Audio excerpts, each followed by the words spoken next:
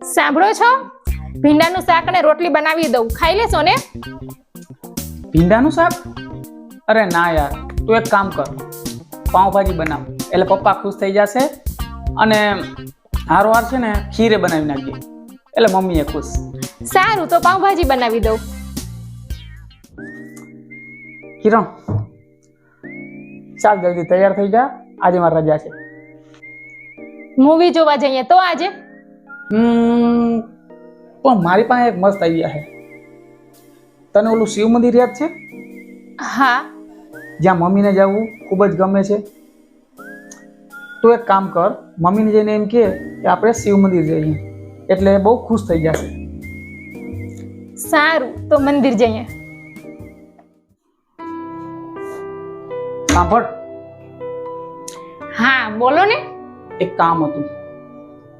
આજે છે ને ભાભીનો બર્થડે છે, તો આ ગિફ્ટ છે ને તું તારા હાથેથી એને આપજે, તો એને સારું લાગશે, એ ખુશ થઈ જાય. સારું, ગિફ્ટ હું ભાભીને આપી દઈશ. એક વાત પૂછું હું તમને? તમે બહુ જ સારા છો. આ બનાવી દે તો પપ્પા ખુશ થઈ જશે, ત્યાં જઈએ તો મમ્મી ખુશ થઈ જશે, ગિફ્ટ ભાભીને આપી દે ભાભી ખુશ થઈ જશે. પણ ક્યારે તમે તમારા ઘરવાળાને એવું કીધું છે કે આ કરી આપણે તો મારી પત્ની ખુશ થઈ જશે?